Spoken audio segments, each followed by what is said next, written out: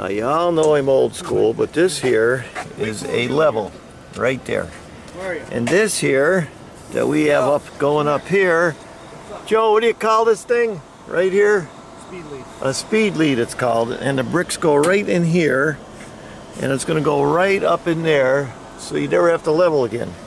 But this here is a laser level, and you go way down to the other end, and it's 45 feet.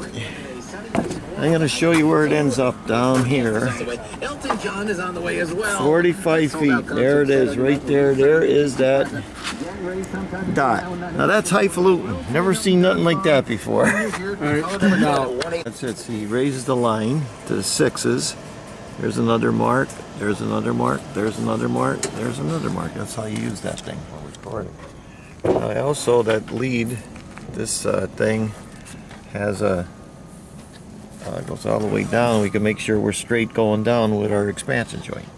We are putting our angle iron here. I filled out my brick solid. I lay my angle iron down just like that. And then our limestone band is going to go right over the top of it. And right here, on the edges, I always put a little piece of insulation. You don't want the cement touching the edges, because if it gets real cold out fast, this will shrink. And if it gets hot out fast, this will expand, and that's what causes a lot of times, not all the times, but it causes cracks where you put your angle irons. In the old days, they never used angle irons, they used brick arches. I'll show you that in later videos. So it's just something I do, and that's it. I'm going to lay our limestone right over the top of it. Well, we got our angle iron in. See it down here? We got a limestone laying on top, but I don't have no cement on that angle iron. You don't have to. So I put my brick on my first course right here, just because I cut a piece of door wall. And it goes across the doorway, because that's the first thing that's going to crack. So it doesn't have to go across the old building. It's just a little thing. I have expansion side on that side over there, an expansion way down there.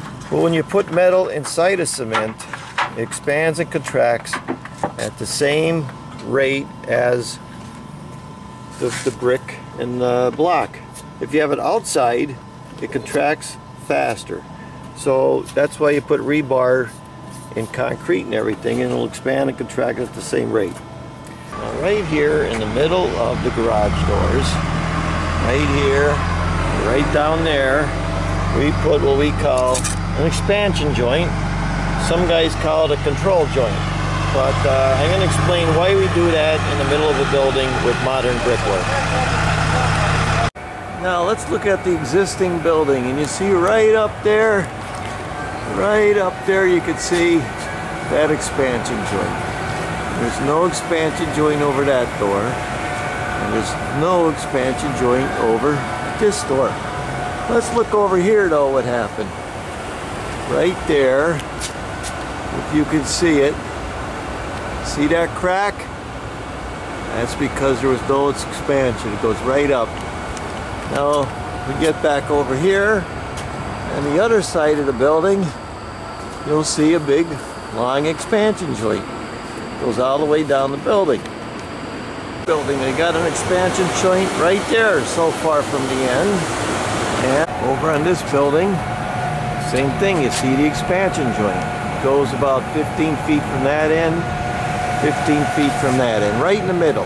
Now in this building, I put one about 10 feet away, and then I went over to this garage door and I put another one, and then going down the side, right in here, this little crevice, that's going to be an expansion joint too.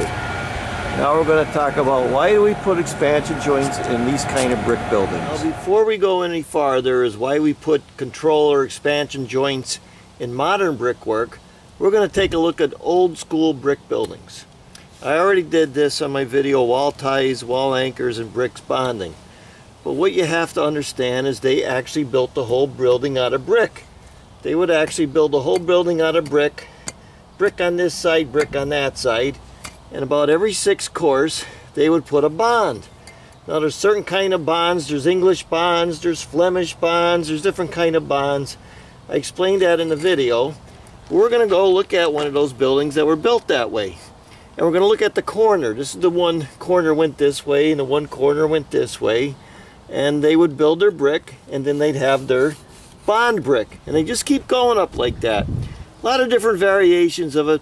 I just want you to get the idea. And then I'm going to show you exactly why they do the new buildings with veneer instead of old school.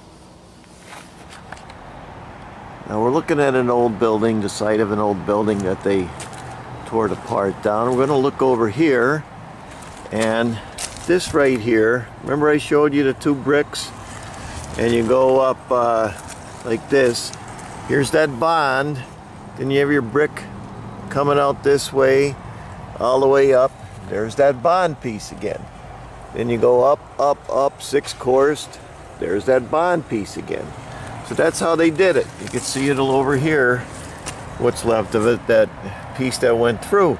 That's how they used to build them old brick buildings. And if you come up here, you can see where how they used to come up so far. You get a better look at it.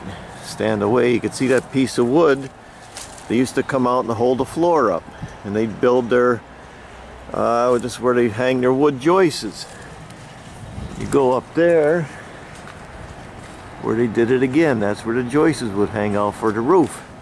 So, and then they would plaster on the inside of the brick. That'd be the inside. There was no insulation or nothing. And see, there's a big crack going up there. It always cracked.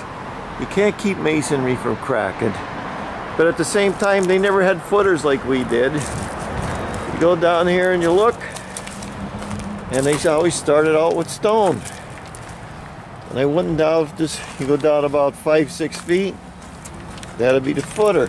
One of the reasons they always did it with stone is because the water would come down and it'd drip, and if it had brick, that brick would absorb water and bust up, but the stone doesn't, just the cement. We'll talk a little bit more about that later. We're looking at an old brick building. You see, they didn't use much angle irons in them days. We'll talk about that later. And I want to talk about the bond. You come over here, here's the bond. Then you go 1, 2, 3, 4, 5, 6, there's the bond again. That was the way the whole building was built. Sometimes they go 3 brick deep, 4 brick deep, and then they'd step. They'd step off and go with just a couple courses. That's how they used to build the old buildings. Another thing is, look at how all the mortar's gone. You can see down here where they pointed it up years ago. I'm going to talk about why I use a certain kind of cement anymore later on in the videos. Now we're going to look at modern brickwork. We looked at the old school, how they did it. Really, brickwork is a dying thing. A lot of guys who are my age in the 60s have seen it change. And what's going on is they're not building these buildings anymore out of brick like they did old school, one besides and one to go like this. What they're doing is they already got their block work up, if they're using block work. Sometimes it's against steel, sometimes it's against wood. But these buildings are all being insulated now. Because the old days it was coal. I could still walk over to bank here and pick a bucket of coal and go heat my house. But modern buildings, they have insulation, so they separate it. And then they put those wall ties in like I had. It's a different thing. What happens is, this might be inside the building and it's warm. This is outside the building and it's cold. So this is expanded a little bit. This shrinks a little bit. So, and because it's only 4 inches thick, if you ever walked in Home Depot, you look on the floors, the concrete floors where they caulk them, they always shrunk, those concrete floors. They always shrink. You don't very seldom see concrete expand. It usually shrinks. Same thing with these walls. When you're building them, they shrink. And you're always going to get cracks, but they want to have control joints. And with those control joints, is usually about every 20 feet, they put a control joint down. Brickwork is disappearing. Most of the buildings are being pre-made because they don't want to be dealing with inspectors and all this other stuff. They just come, it's pre-inspected, put the thing up, and it's done. But brickwork is basically a dying thing. And I just got to show you that. Let's go look at some other buildings that use control joints. I'll explain it better. This is a good example of new school. You see right there the joint. You come over here a little bit, there's another one. And you go down, there's one right there near the door. Then you walk down. You see one about every 15, 20 feet. That's to avoid those cracks in masonry. Now we're looking at a newer school building, and you can see right there the expansion joint. Right there. You come down here, you can see where the weep holes were. They didn't put anything in it. Guess you don't have to, but I get afraid of bees and birds. See, and you go down 20 feet, you got another expansion joint. Then you go down here another 20 feet, and you got another expansion joint. Goes all the way up. You see that? Now you don't get any cracks in between, hopefully. Now let's go look at an old school building. Now we're going to look at a old school building. This was a armory in Scranton, Pennsylvania, 1877 up there, and 1900. So if they say 1900, it could have been an add-on or rebuilt or whatever. But it's an old school brick building. It has some neat architecture. It was an armory. But let's look up here. Now this was an old school building built out of brick like I had shown you. You can see the bonds up there. 1, 2, 3, 4, 5, 6. 1, 2, well, they hit the limestone after that. But here's the point I'm trying to get. See the cracks along the window right there. Goes all the way up. Then you go over to the other side, and they have cracks on that side too. You see them going up. Even when you get over on this side of the building, over here, you see the cracks. That's why new school, they put those expansion joints. So we're going to be looking at this building a little bit better when on part 5, when I do the corbelling out part. I'm not going to say too much about caulking, but we have the control joints, and I use this stuff. You could use anything you want. They make certain stuff for it. You get it in there good enough so you could caulk right over the top of it, just like that. I'm putting the control joints in. This is the stuff we're using right here. That's what they recommend. So you put it in like that. I just get a little spatula type of thing. Put down with it like that.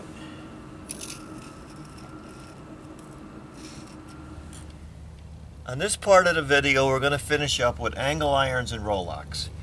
You got to wonder, when do you put a roll lock across? Well, I'm going to start out just like this. Remember our bottom brick? I want to make sure you see it. And I told you, lay everything out dry. If you lay everything out dry, like this, you see where my brick ended up over here? That's why I got a half here, and I got a full one here. Same thing when I get on top. I go over the top of my roll lock. And when I get back over to the other thing, it all works out again. Now when you're doing a roll lock, you got a little joint there, you don't want to always show the joint, so you got to cheat a little bit. Move your brick so that maybe you hide that joint. So little tricks like that. Let's talk about the roll lock. First of all, when you're doing a brick job like this, coming up with your halves and everything, you got your angle iron. When I lay an angle iron out, I like to go about 6-7 inches. Some guys go 4. Depends on what code says. But I lay it all out, and the same thing, what I do is, because a brick won't go this way, see I got that space there, so I got to adjust. All the old timers would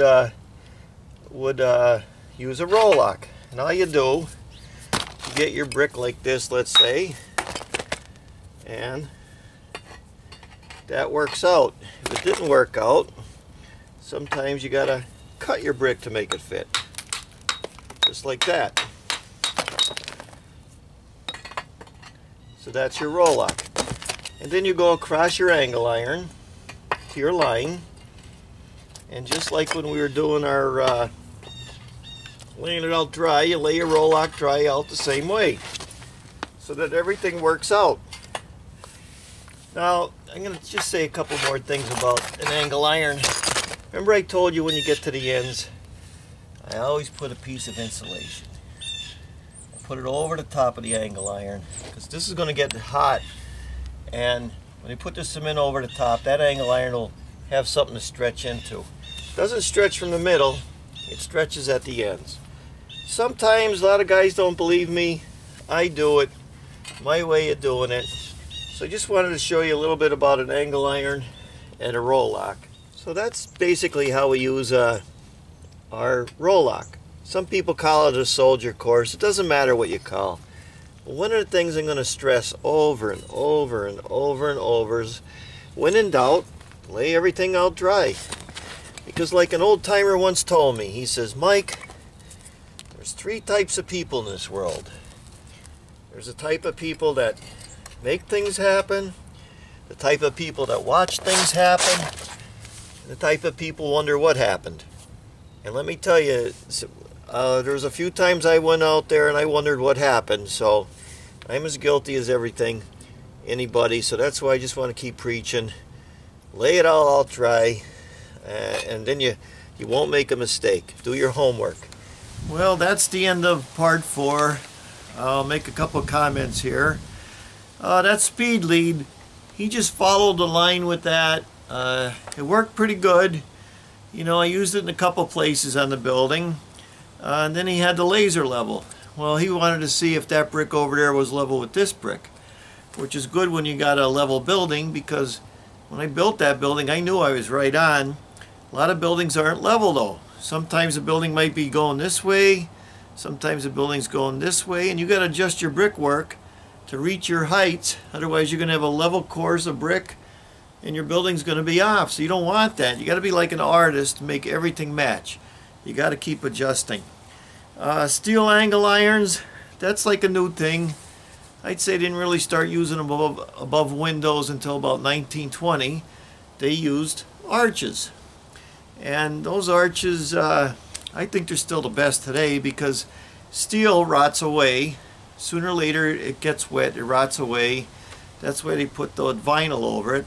But that vinyl, I don't give that 35 years either. So the whole idea is when you're doing brickwork is, or any kind of stuff outside, you got to keep it from getting wet. Now in the old days, not only angle irons and arches, they also used wood. And here's a picture that I took of them using wood, probably 150 years ago. And they put the stone over the top, and it's good as long as it ain't wet. And that wood has to be really seasoned before you use it. That's another thing. I don't know if they let you do that anymore. Control and expansion joints. Residential is different than commercial. In residential buildings, I never really see expansion joints. The walls are short. They go this way, they go that way. Talked to a brick mason who, that's what he did mostly his whole life. He says, no, we don't use expansion joints. Very, very rarely, unless it's a long wall. Commercial's a little different. It's new school.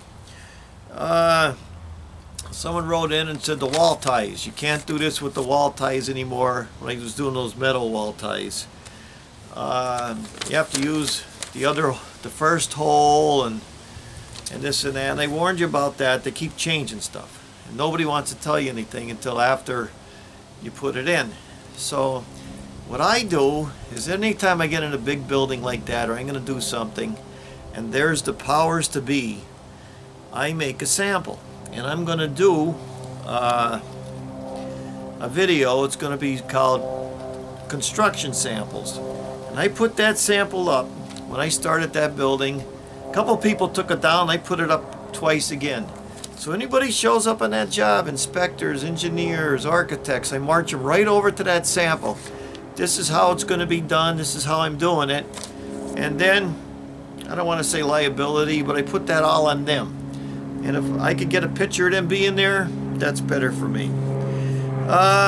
When you ask me what's better, old school or new school, I say which building's going to last longer.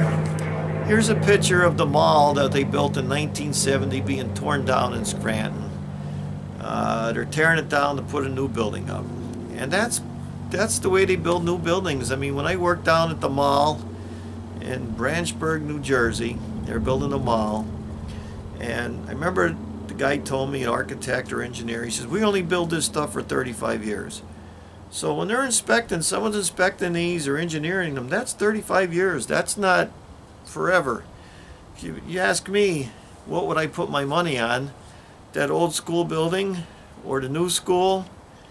I gotta go with the old school. It's there 116 years now. It's probably gonna be there another 200 years. Of course, you got the issues with earthquakes out in California, so if God didn't build it, it ain't no good. Some things last longer than the others. So I'm continuing. I have another video, part 5. I'm going to talk about the cement, some other things. Thanks for the comments. This is my opinion. This is the way I do it. That's why I always put on my videos how I do brickwork. So I hope you pick up stuff from that. I always consider my videos food for thought. So I appreciate the comments. Thanks for watching. We'll see you on part 5.